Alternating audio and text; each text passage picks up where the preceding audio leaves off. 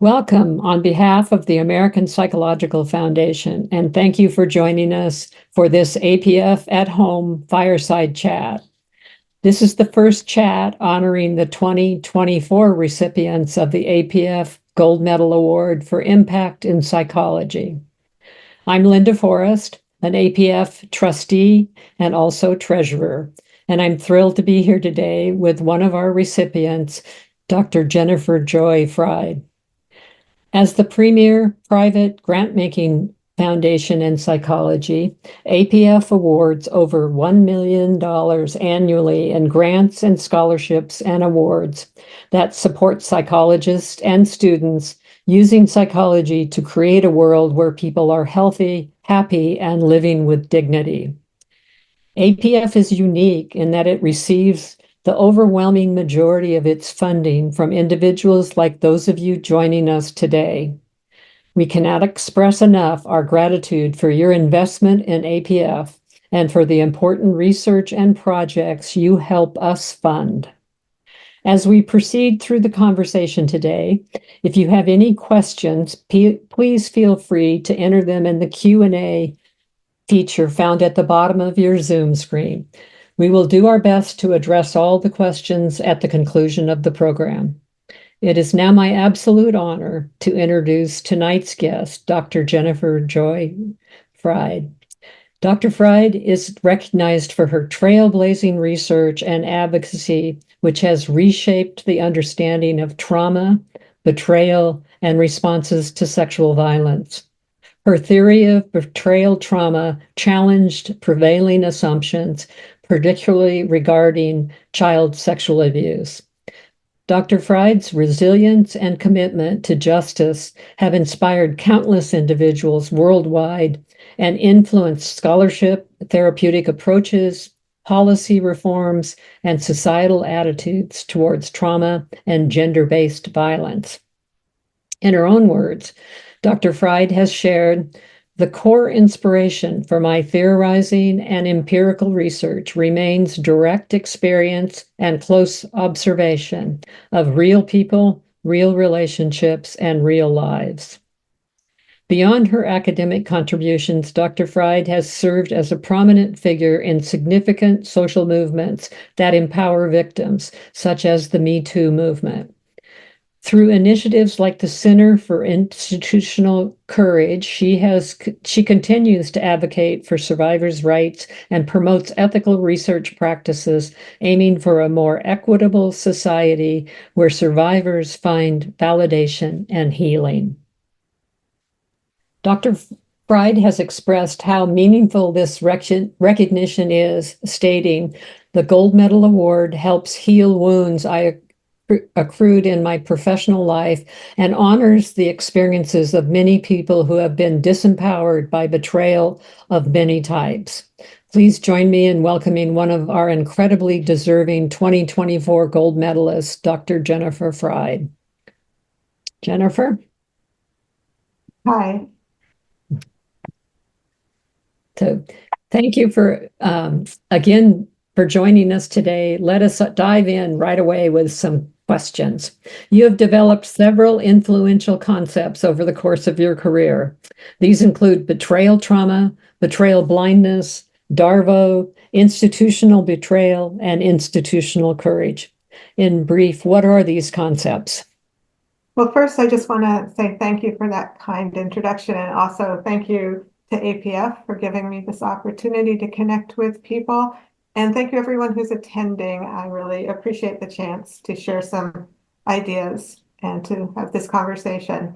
Betrayal trauma refers to traumatic events that are perpetrated in whole or in significant part by somebody that the victim depends upon, trusts, and is very close to. And betrayal blindness is a very closely related concept. It's about a reaction many people have to betrayal traumas, and it's a reaction that serves an important purpose. In particular, betrayal traumas create a terrible bind for people in that the very person that they need to trust and depend upon is a threat. And if they respond in a knowing way to that betrayal, the reaction might be to withdraw from or confront that person for the mistreatment. Something we often do if we're in a situation of, with somebody we're not very close with when they harm us. The problem is that that reaction can endanger a necessary relationship. And in that case, blindness to the betrayal might and often does serve a protective function in allowing the relationship to continue. So one particular example of this would be a child being abused by a parent. If the child responds with any kind of harshness to that abuse, that child may suffer more abuse, and also the failure to be provided with caregiving. By remaining blind, the child continues to engage in the relationship and thereby helps survive. Darvo, a concept that was one I thought about years and years ago, but recently has been the subject of quite a bit of research, is an acronym that stands for Deny, Attack, and Reverse Victim and Offender. And it is a pattern of behavior that is commonly engaged in when somebody is being held accountable for a wrongdoing, particularly a sex offense. So they deny it that they did it, they attack the credibility of the person making the accusation, and then most insidiously, they reverse the roles of victim and offender, so that they say that the person who's accusing them is harming them, and they are the victim of this particular harm. It's an effective way, often, to deflect blame. Institutional betrayal is when the perpetrator of the betrayal is not just a single person, but a whole institution. And sometimes it is the leader of an institution who is behaving with that institutional backing. And we have found through research on institutional betrayal that the harms are similar to the harms of betrayal trauma from an individual. Finally, institutional courage can be understood as the antidote in some ways to institutional betrayal. It's when institutions take actions, both preventative and in response to traumas that have occurred, that do not engage in betrayal and repair that betrayal.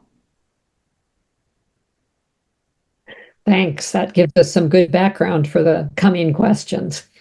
Your work has profoundly shaped the understanding of the psychological impact of trauma betrayal.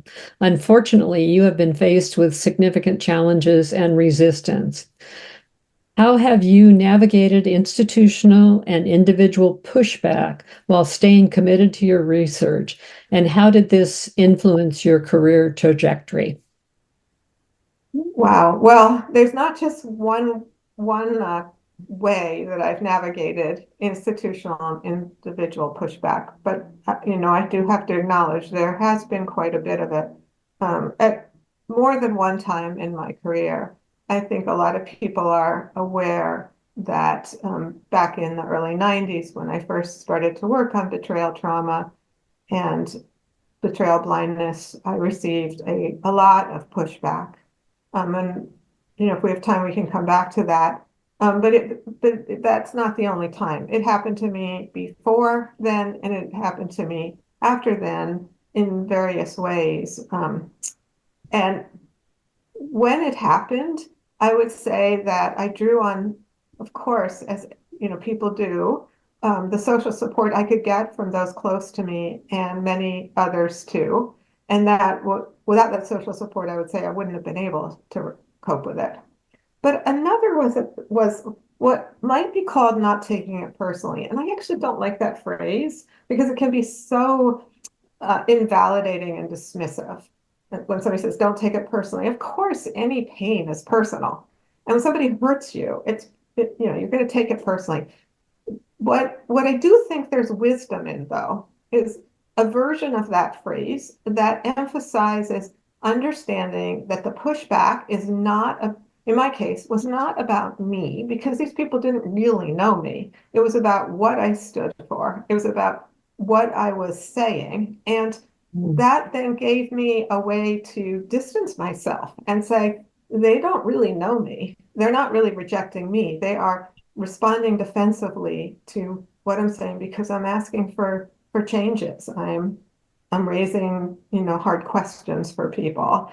And that was a really helpful way for me to respond. And then, there's another part about it that's always helped me, which is to understand that pushback is data.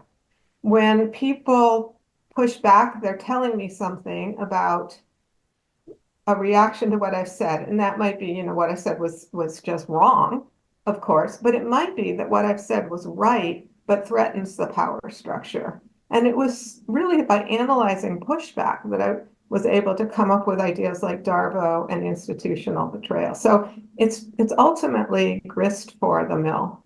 Yeah. What a great answer.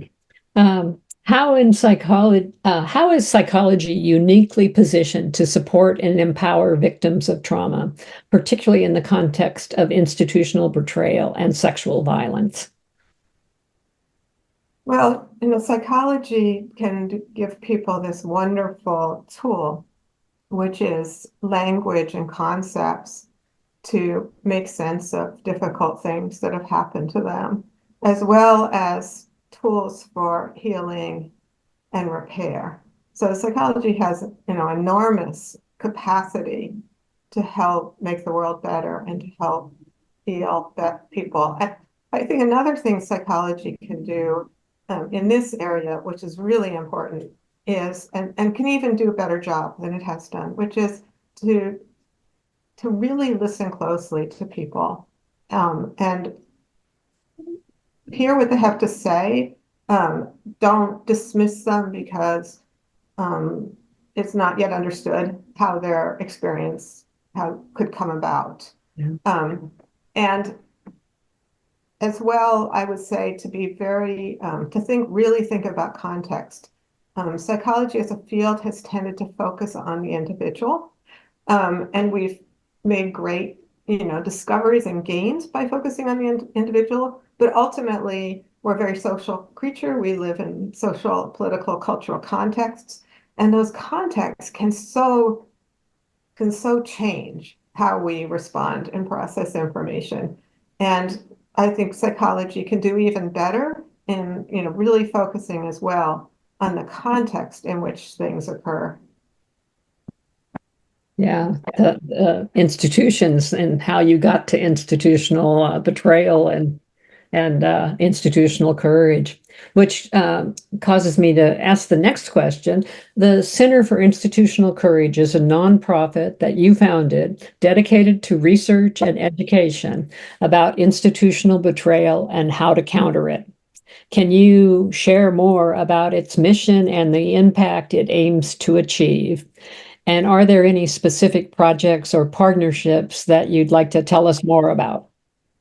Yeah, well, we are a research and education organization, and we're investing in the future, trying to understand institutional courage, how to make it happen, and as part of that, understanding better institutional betrayal and why it's so frequent, why it's so damaging. And all that requires research. And then the education part is to take that research and share it with the world so that ultimately our institutions can be reformed to be more courageous and less betraying. And I actually think this is a deeply important thing that we do. I see this evolution occurring right now, say in this country and in many other countries where people have become quite skeptical of institutions. So instead of sort of blind trust, which has all sorts of problems because trusting untrustworthy people or institutions is dangerous, but not trusting has all sorts of problems too. And it's really hard to figure out how to maintain a democracy when we don't trust institutions. The only solution I see to that is to actually make the institutions trustworthy. And institutional courage, if it's adhered to, goes a long way to doing just that. So with institutional courage, we identify both sort of large scale or sort of high level concepts of what courageous institutions look like, but also offer specific steps institutions can take to increase the amount of courage they're showing and decrease the amount of betrayal they're showing. And all of those steps ultimately will make institutions more trustworthy. The thing that I have found institutional courage, and I think everyone at APF will be immediately able to resonate to this, has been giving away money so that people can do great research.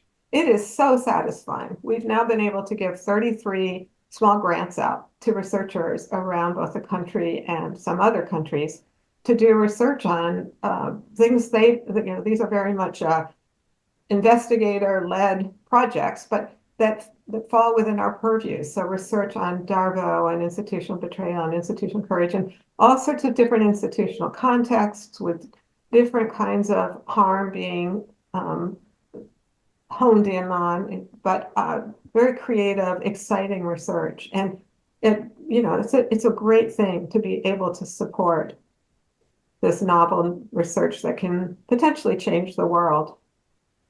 Yeah. I'm sure, I know the APF board understands that the wonderful thrill of being able to support good scholarship and being able to get concepts further developed and addressing societal issues. Your legal victory against the University of Oregon for pay discrimination was a major moment for gender equity in the academic spaces. How has this experience affected your current views on institutional accountability? Yeah, that was a lawsuit I ended up filing in 2017 after, well, a whole career of being paid less than the men in my department. But more immediately at that time, 3 years of being unable to get the university to give me any raise whatsoever to adjust a pretty severe pay inequity. And by the time I filed the lawsuit, even the department head in my own department had written letters on my behalf, and not only my behalf, on behalf of all the other senior women in the department, pointing out the very significant women, and particularly I, were experiencing in the department. So it was a very long-standing problem and one I'd had a long time to think about. And it was my impression that by and large, this pay inequity would arise repeatedly because of processes that were outside of people's immediate awareness. People were not trying to pay me less in an intentional way. There were processes that just kept repeating themselves that had that result. And not just me, but people all over the world, right? I mean, this is a problem in so many industries. And in my own case, when I would discover this pay inequity prior to this period where I filed the lawsuit, I would take it to the administration, typically a department head, and say, look at this. I'd print out the salaries. I don't know why I had to tell them. We're in a public university and it was public information, so I don't know why I had to point it out, but nonetheless, I would point it out. And it always resulted in raising my salary to no longer be substantially below the men. But 5 years later, there it was again. And in the meantime, I was getting very good merit ratings, internal process. It didn't make sense. It just didn't make sense. And I never knew exactly how that was happening. But by going through a lawsuit, of course, I had to collect lots of data. There's this thing called discovery where lawyers get information. And I began to understand some of the mechanisms. And basically, many times the men were getting raises outside of the merit review process. Sometimes they were because they were getting external offers that they were often doing purposely to get raises. Sometimes they were just getting given raises by administrators who just saw those men and saw them as productive. And they saw the women in the department. And then here's where I just think the bias kicked in. They did not recognize the productivity that we had, even though it was the same or even better. So again, I don't think it was an intentional thing. But once it came around that they then refused to give me that adjustment, that started to really change it because now it was intentional. Now they knew and they were saying no. So that really changed the dynamic for me. And by that time, I had one of my children is a young woman, and she was going to go into academia. She was a graduate student, and I looked at the junior women in my department, and I was like, if this happens to me, this is going to happen to all of them too. And the only way to stop this that I could, after failing internally, was to take it to the courts. And it was really, really hard. I did not like it. I don't like to think about money anyway. I don't want to be in an adversarial relationship with my employers. I love the University of Oregon and most of the people there. I just didn't want to be in a fight. But it just seemed like to not do it was to not not deal with a problem that was going to affect all these people following me. And it still will, but maybe, I put a little tiny notch and enough people do that and can change it. I think one of the things I learned, because again, this was grist for the mill, was one of the problems that we have to make the world more courageous is dealing with defensiveness. Because once people say something and get themselves in a position, it's hard for them to say, oh, I was wrong, and change their position. And that very human defensiveness shows up as institutional defensiveness as well. And so if we can figure out how to make people less defensive, then I do think it's going to be easier to fix problems like this. A big complicated issue. Uh, Grateful for your efforts to support fair equity salaries for women behind you as part of your motivation to take on the challenge. While significantly contributing to research to the field, you have maintained your work as a feminist advocate. What have been some key aspects of balancing the world of the academy with advocacy for gender equity and trauma survivors? Yeah, well, the Pollyanna in me, and there is a big Pollyanna in me, would say there's no conflict. I mean, because we're educators, it's our job to share information, and really advocacy is very fundamentally about sharing information. So, what's the conflict? But I know sometimes there really is a big conflict that we can be very, very much punished for taking stands on issues that are controversial or that, heaven forbid, question the behavior of, say, the university itself. And I experienced a number of times really getting punished for my advocacy very early in my career. I was sort of advocating for, in the most polite way, just doing it through a faculty meeting and putting forward a motion and nothing like I wasn't, on a picket line. I was very politely putting forward a motion for parental leave. There was no parental leave policy, and it wasn't even gendered. It was just for parents of new children. And I was, I ended up succeeding in the sense that the policy was passed, but and many people obviously were pleased by it. But I also did meet some very painful resistance, and it was really hard because it became very personal. In a faculty meeting, one of the senior professors accused me of it made it very personal and said something about the amount of money my husband made, which this wasn't even relevant, but it was a very, very painful thing to go through. And then much more recently, about 10 years ago, I found myself being retaliated against in the local press by a university administrator. And it was about really very connected to research I was doing. So this was the year 2014 at the University of Oregon. There was um, a alleged gang rape that came to light involving students, both the victim and the perpetrators that were alleged to be involved were students.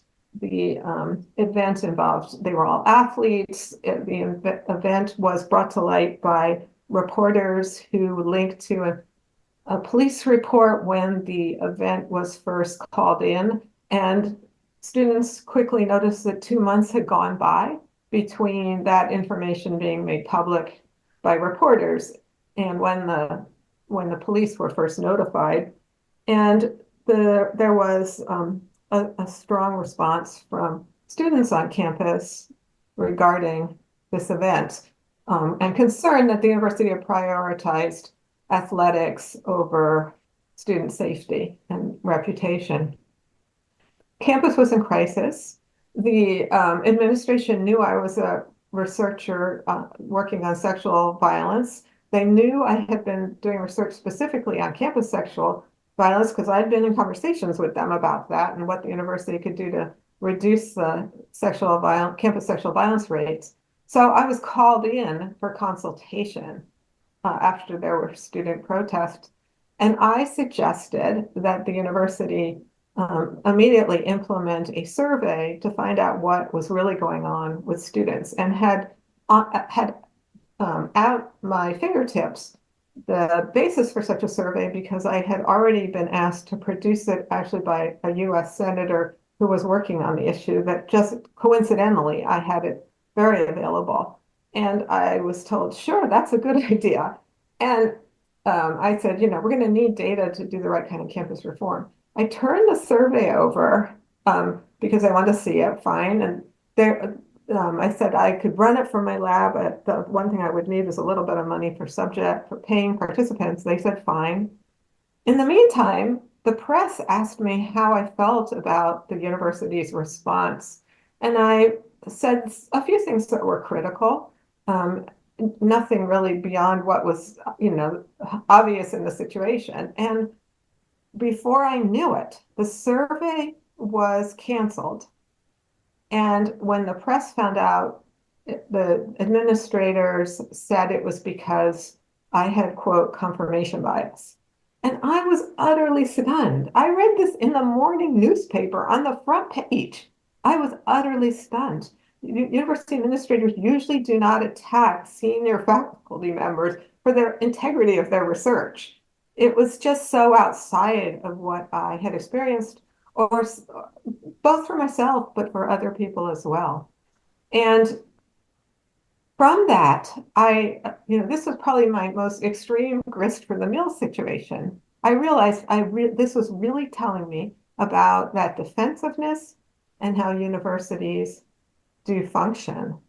And I had to pull it together and go forward, and I did. And my students and I figured out another way to fund the work. We did the survey. Ultimately, the university funded a second survey. Everything turned around. The results were used. It kind of had a happy ending. But I would say it was because we did not let it stop us. We did not take it personally. We said, this is important. We just want to collect data. That's an appropriate thing for a research university to do, and we are going to do it. Yeah. Yeah. It's a great example of uh, continuing to press forward while you're doing your research and your advocacy at the same time, bringing those two things together in a finely woven way. Yeah. In the midst of your demanding career, you managed to balance research, teaching, all the jobs of a faculty position, and building a family, raising young children, 3 children, and who've all gone on to receive their own PhDs.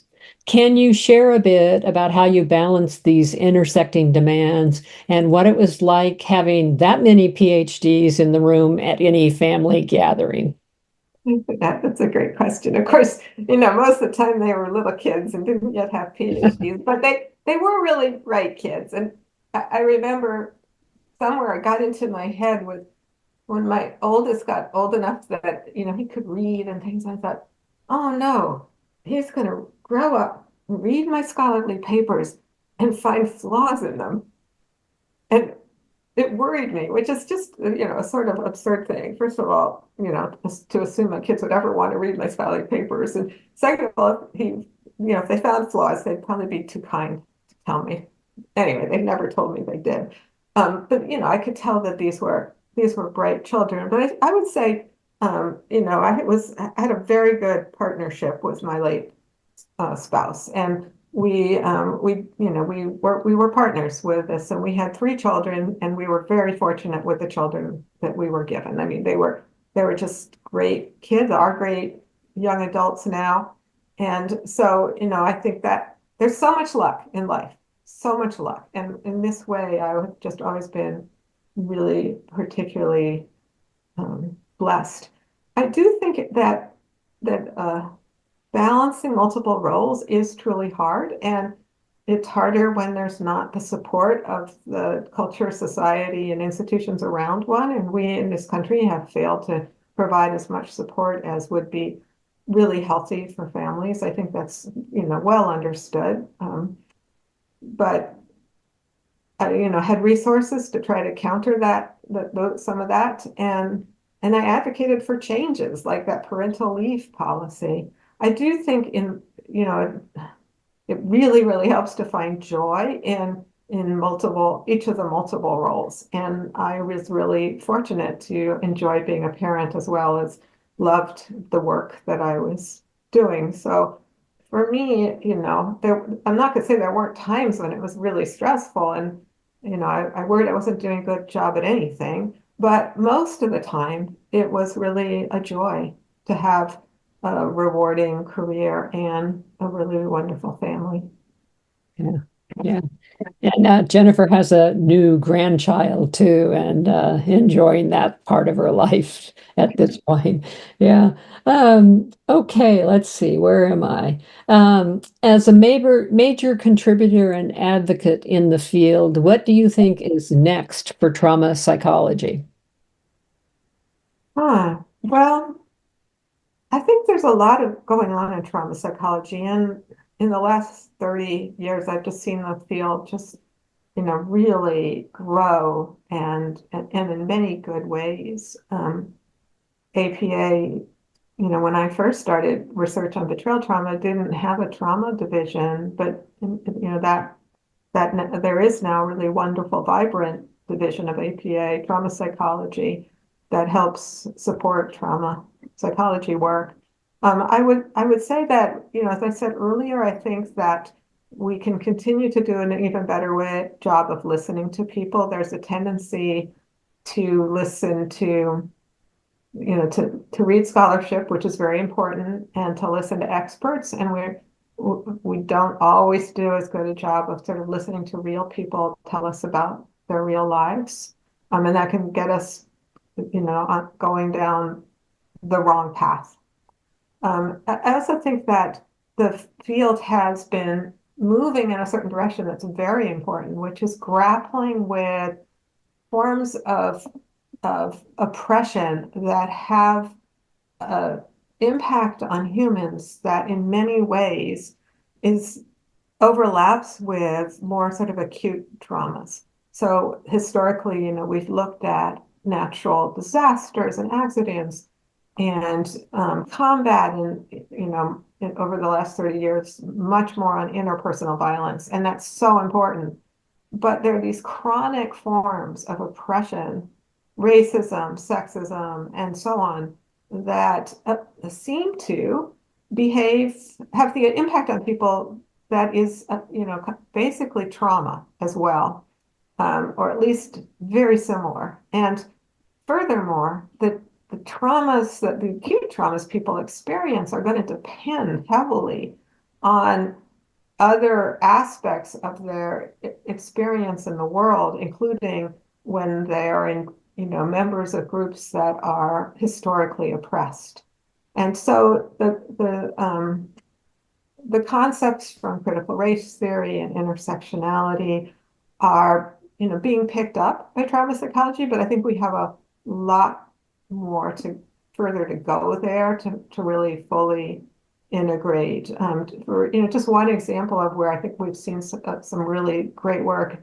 One of my former students, Dr. Jennifer Gomez, has developed what she calls cultural betrayal trauma theory, and it emphasizes the way that being a member of an oppressed group can add a whole other level of betrayal beyond the interpersonal and the institutional.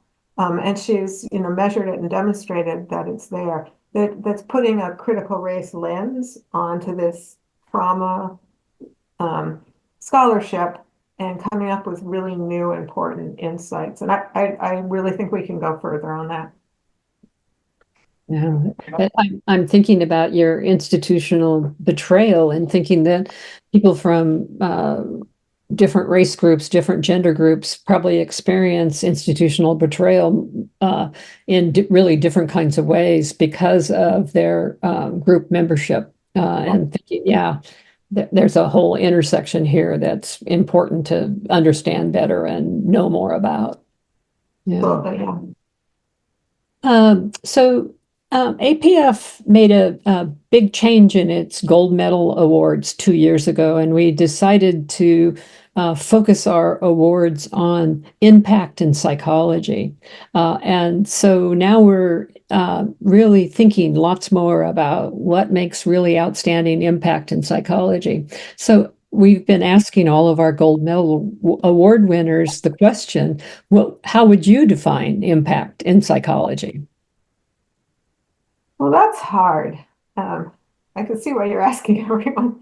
Um, and I always laugh a little bit at the word impact because I'm sure APF means positive impact, but some impact pretty negative. Um, but let's say it's shorthand for positive impact.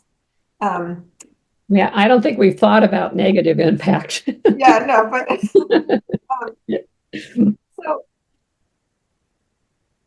I mean, my guess is there's lots of different ways to have positive impact, and the whole field needs more than one way of doing science or applying science or so on. So it's really important that people do basic research. It's really important that people do treatment and all the steps between that might connect those two. So, I would say that there's like lots of different ways to have impact. For me, what I really often think about is whether the work brings a kind of liberation or not. Um, to me, that's like things that are liberatory are good. And there's obviously material liberation and political liberation, and that's really important. And when psychology can help liberate people in those ways, that's enormously helpful. Sometimes, mental health and psychology included has had some unfortunate behaviors that have colluded with oppression rather than liberation. But there's been many examples where psychology has helped play a liberatory role in these material political oppressions.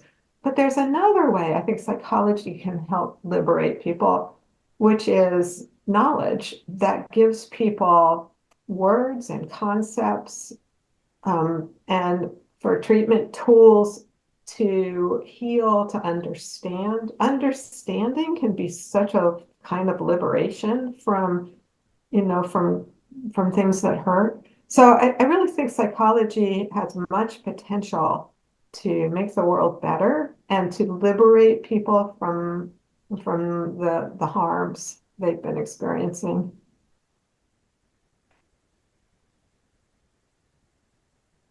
Well, great. We're going to add that to all of our other descriptions of impact, and we're going to get better and better at figuring out positive impact. Let's see. I guess that's my last question. So thank you for sharing your professional and personal experiences with us. Is there anything that we haven't covered that you would like to share with our very large audience today? Well, I mean, I just want to say again how grateful I am. I mean, it's this both for all the people and organizations that have helped me throughout my career, and I just couldn't have done the work alone.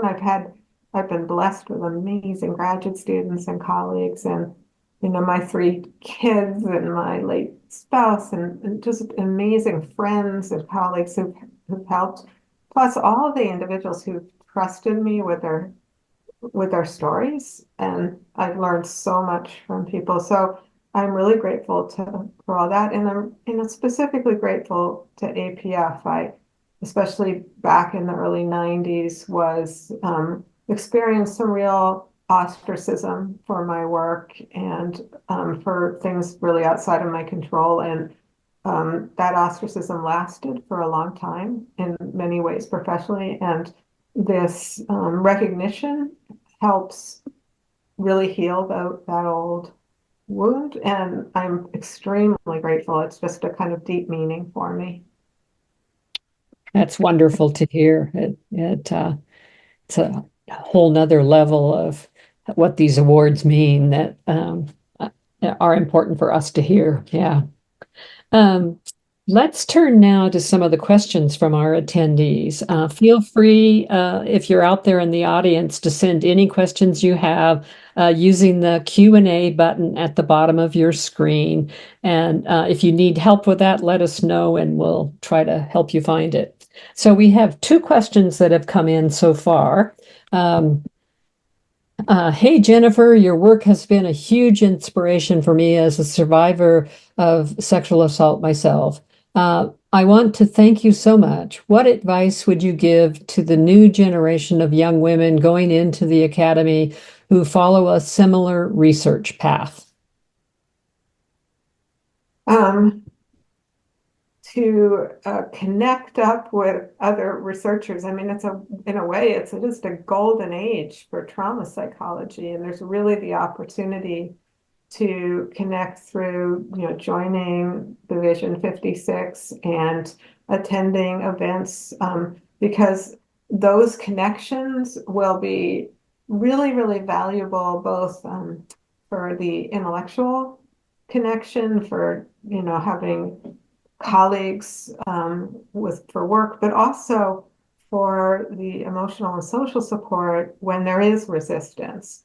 And anyone, who's going to study sexual violence, probably any interpersonal violence, but particularly sexual violence, anyone who's going to study, the kind of oppressions I was talking about is going to meet resistance, at times. And it's so much more doable to meet that resistance with comrades. So the main advice I have is to connect with others. Yeah, a really important part of gaining support for all the challenges that come with doing research. Yeah. The next question, so fascinating to listen to you and follow your work on Darvo. Australia has a long way to go towards understanding violence and trauma.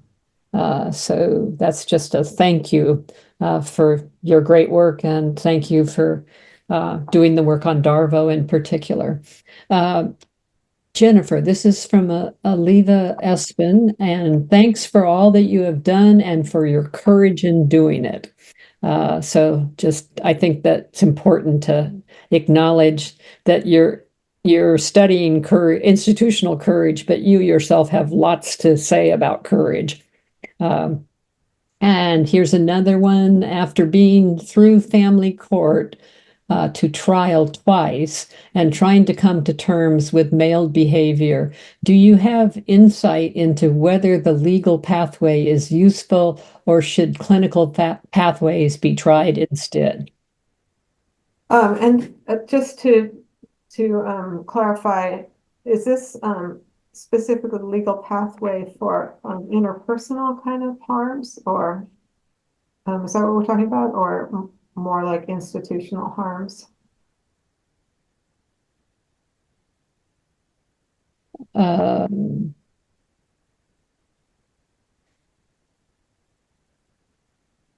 It says yes, separation and institutional harms. Okay. Um, there's a lot of risks in going through a legal process. Um, the legal system has historically not done a very good job in protecting victims of sexual violence. And often people who go into the legal system as victims or litigants in a civil case end up getting very hurt by the process. They can even have a favorable outcome at some level in terms of the legal decision and still get very hurt because it can be a very brutalizing process. For instance, DARVO, the thing I was talking about, is standard behavior for defense attorneys in sex crime cases. What does a defense attorney do to represent somebody accused of a rape? Very often they will deny that the rape occurred and or get their witnesses to. They will attack the credibility of the victim who's filed the complaint, and then they will paint the victim as the problem and their client as the the victim. They reverse victim and offender. So that's hard to live through, and that's what happens so often to somebody who's in that legal process. It can work out okay, but it requires that the person going through this has sufficient support and sufficient knowledge of how it all works, is prepared for the kind of brutal things that will be said to the extent one can prepare. Um, it really has a solid support network, and can be very hard. I've been involved as an expert witness in quite a few cases, including some, involving interpersonal violence. But more recently, the cases where I've played a role have been cases of alleged institutional betrayal. And that's a bit different because there usually there's a little bit of it can still, be really hard for people, but there's often in those cases a little bit more protection from the attacks that occur in the more interpersonal, intimate kind of disputes.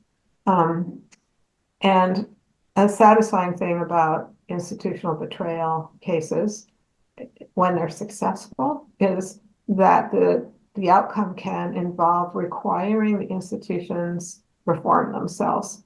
And for most people who have been victimized, they are invested in things changing. They're not just trying to, get some money out of the situation. That's very rare.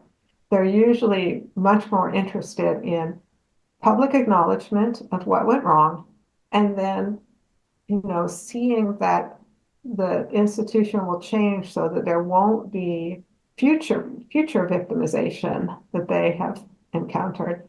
So it can be, really beneficial, but none of that should be considered, a substitution for helpful therapy. Like those are kind of two separate things. People can do both of them. Um, and they're going to just, operate differently. The next question up, what advice do you have for self-defense against DARVO in the workplace abuse situations? Your work has meant the world to me. Thank you. Well, I'm still that to some extent, I don't know the answer to that entirely. I'm still very interested in what I call developing better tools for anti-DARVO, and it's one of the things I'm eager to fund research on people who are going to help develop tools. So one good thing we have found out ourselves through research that I've done with Dr. Sarah Harsey is that if we educate people about DARVO prior to exposing them to a DARVO situation, they're better able to resist Yeah. the impact of that DARVO. So I do think that we get some, benefits to some extent, and we don't know how big an extent yet, by educating people, giving them the word, helping them point it at, see it happening. Yeah. And think back to the sort of like the distancing oneself, like seeing, oh, this isn't about me. This is a pattern of behavior this person is engaging in, and I can identify it. And then call it out. I mean, point it out that this is what you're doing. I have a new term in my life that I've been using, Jennifer. It's called I think I'm being Darvoed right now. And then it clicks in and it makes me attend differently to what I Yeah, say. So yeah, I think yeah, you're right. The finding the words and having the education can help change the response you have. So next one, Eileen King. Hi, Jennifer. We met back in the mid-90s. I'm Sherry Quirk's sister. I founded a nonprofit law firm called Child Justice, Inc. Have you looked at institutional betrayal in the context of family court systems, which abusers use to get custody of their child victims and to control, punish, and silence the child's safe parent? yes. But first of all, I have to say, Eileen King is really, I'm so pleased you're here. And of course, I remember you. You also gave me a very wonderful souvenir t-shirt that I still have and appreciate. So, and I hope you and Sherry are both doing really well. I have referred many people to Child Justice. I think you have a really helpful organization there. We have started to fund research on violations of children in various institutional contexts. One of, this includes family court, but it's not just family court. I mean, there are these reform schools where some horrendous things have occurred. One of the hardest things for me throughout my whole career, once I started to work in the trauma area, is getting messages, typically emails from people telling me about basically being protective parents in the family court system where the court has ordered custody to the abusive parent. And of course, I'm hearing this from one side. I can't tell you for sure, but it sure sounds that way to me. And these individuals reach out to me and ask me to help them. And it's horrifying to me because I don't know how to help them. And as a parent, it's a terrible thing to contemplate, to know that your child is being ordered to live with somebody who's harming your child. That's just absolutely horrifying. It's one of the reasons I've referred so many people to Child Justice, your organization, because I don't know what to do about it. I do believe that we need more research on this. And so I've been really glad that we've had people come forward and say they want to start doing research on this problem. I'm sure that at a minimum, so much education needs to occur in the family court system regarding DARVO, regarding the behavior, expectations of how victims and protective parents act, because what seems clear to me is that often decisions are made out of true ignorance of trauma response. So that won't fix all the problems, but it would help reduce the quantity of those problems to just have so much better education there. Next question up is how can we motivate organizations to embody institutional courage when the path of least resistance is easier and it often seems more successful? Yeah, that's a good question. How do you motivate? Well, here's me as Pollyanna again, but I do think so many people really actually want the world to be better and they want to be ethical and they want to do good. And that giving them tools to do better, giving them a way to engage in their workplace that makes them feel more ethical and so on actually is inherently intrinsically motivating to people. So I guess, I don't really think it's going to work to like pay people to be good people. I think really appealing to people's better selves can make a difference. And I've certainly seen that in individual cases. I've certainly seen organizations find out about concepts from institutional courage and get excited and start to apply them. And they're grateful to have some specific tools, some ideas that they can implement. So yeah, I guess time will tell if we can motivate people and whole institutions to be courageous as opposed to, give up and be helpless. Next question. I'm so grateful for your work, particularly around betrayal trauma and betrayal blindness. I'm curious, for victims of chronic sexual violence in the process of healing, what are some signs that their betrayal blindness is lifting or has lifted or is starting to lift? Well, usually once the blindness starts to lift, they enter crisis because, that's really hard to suddenly see somebody as a betrayer when you manage to survive for a long time by not seeing them that way. Because what betrayal blindness fundamentally does is lets you not feel that you've been betrayed. It lets you, maybe you just block everything else. So you've got a memory blockage, or maybe you can remember events, but you say it's all your fault. So you feel great shame as opposed to accurately realizing you've been harmed by this other person. When that breaks through, whatever your mechanism of the blindness breaks through, then it's very uncomfortable. It's terrible to feel you've been betrayed. It's a horrible feeling.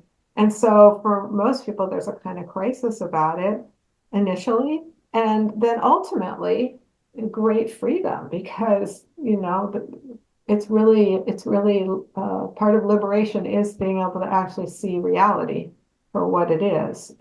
The truth is liberatory. So, but that's down the road. But it takes a while to get to that point. Thank you so much for your impactful, important work. Regarding the center's mission and approach, I wonder if you have considered a series of workshops for institutional leaders. Yeah, we don't really have the capacity at this time to do a lot of that. We have very limited resources, but I think it would be really wonderful if we got to the point where we had that kind of capacity. And this is actually a comment from Eileen King. Yes, training judges is key, and they are so resistant. Um, and then another comment question. Hey, Jennifer, how do you simultaneously deal with Darvo from the abuser parent if you are also struggling with chronic self-doubt about the abuse, which you mentioned in your book on betrayal trauma, the logic of forgetting childhood abuse? It's really hard. It's really difficult to deal with both, external denial of your reality and then self-doubt as well. So, I think that it's probably like any really, really hard situation that finding the space and support to process the feelings. I'm a great believer in writing things out because I think often the truth gets revealed when thoughts are down on a piece of paper and read, and finding ways to gain self self-belief. But I don't want to minimize how much hard work that is. Yeah.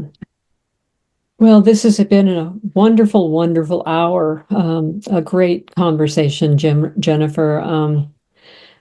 I want to thank you for your time that you took to be with us tonight. It's an honor to learn more about you and your work and to celebrate your commitment and impact on the field of psychology.